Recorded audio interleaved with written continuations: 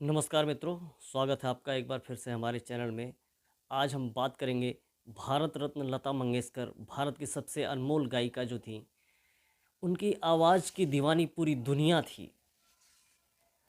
उनकी आवाज़ को लेकर अमेरिका के वैज्ञानिकों ने कह दिया था कि ना ऐसी आवाज़ पहले कभी थी, ना ऐसी आवाज़ कभी होगी। आज हम उन्हें खो चुके हैं, सबकी आंखें गमगीन हैं और बेहद दुख है सबके अंदर। लता दीदी तो इस धरती को छोड़ के चली गईं, लेकिन सबके दिलों पे हमेशा राज करती रहेंगी। इवन भारत रत्न सचिन तेंदुलकर जो कि उनको अपनी माँ मानते थे, सोचिए कितनी बड़ी बात है। 2001 में लता दीदी को जो है भारत रत्न से नवाजा गया था। उनका पूरा कार्यकाल जो है अवार्ड्स से भरा पड़ा है, जिसकी कोई गिनती नहीं। अगर अवार्ड्स की हम गिनती करने लगेंगे तो शायद समय कम पड़ जाएगा मित्रों। 28 सितंबर 1929 को जन्मी लता दीदी इंदौर के एक शहर में। इंदौर एक शहर है जो कि मध्य प्रदेश में पड़ता है।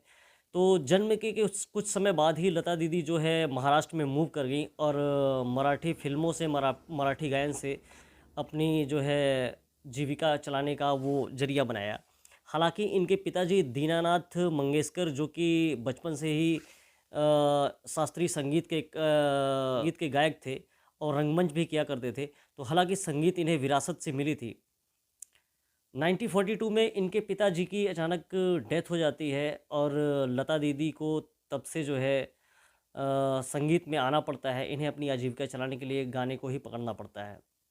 लता दीदी अपने भाई बहनों में सबसे बड़ी थीं।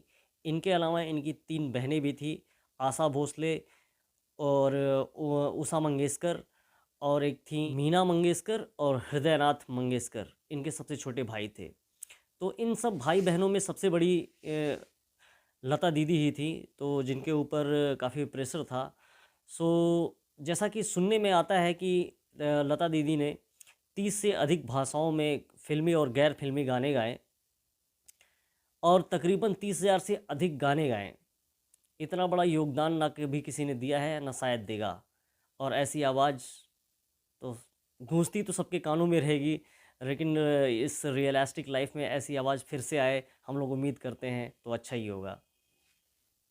लता मंगेशकर ने पहली बार 1958 में बनी मधुमती के लिए सलील चौधरी द्वारा लिखे गीत गाए। गीत का नाम था आजा रे। परदेसी के लिए film fair award for best female single का अवार्ड इन्होंने फर्स्ट टाइम जीता था 1958 में। 1900 पहले से लता ने सी रामचंद्र के लिए कई गाने गाए थे।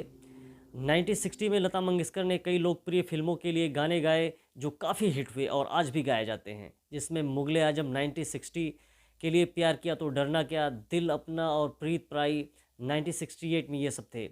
अजीब दास्ता है ये एस डी वर्मन के लिए भूत बंगला 1965 में। उसके बाद बहारों के सपने 1967, अभिलाषा 1969 जैसी फिल्मों के लिए गाने गाए।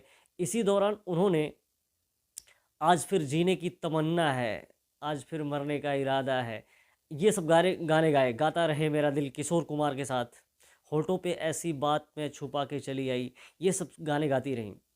1968 में लता ने लोकप्रिय भजन अल्लाह तेरो नाम, ईश्वर अल्लाह तेरो नाम जैसे गाने गाए, ये भजन भी थे। वहीं 1963 में पंडित जवाहरलाल नेहरू की उपस्थिति में देश का सबसे जीवंत गीत ऐ मेरे वतन के लोगों, जो हर दिलों पे राज करता है और देश के लिए एक प्राइड सॉन्ग है ये, ऐ मेरे वतन के लोगों गाया। इस गाने के बाद नेहरू जी की आंखों में आंसू आ गए थे।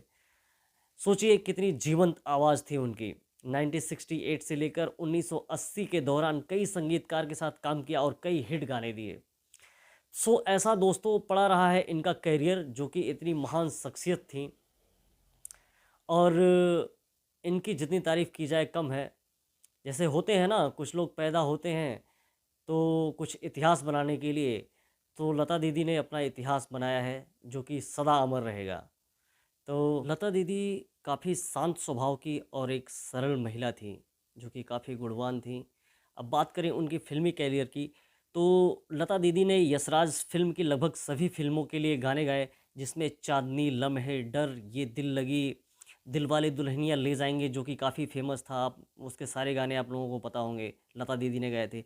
दिल तो पागल है, मोहब्बतें, मुझसे दोस्ती करोगे, वीर ज़ारा, शामिल हैं। लता ने ए आर रहमान के साथ जिया जले, कितना बेहतरीन गाना था, वो आज भी जहन से नहीं उतरता। जिया जले, खामोशियाँ गुनगुनाने लगी, एक तू ही भरोसे, प्यारा सा गाँव, सो गया है, लुका छिपी और पालनहार जैसे गाने गाए। अगर इनकी गानों की बात करें तो ये जितने भी इंडस्ट्री में बॉलीवुड में एक से एक दिग्गज गायक थे, पार्श्व गायक थे, सबके साथ इन्होंने गाना गाया।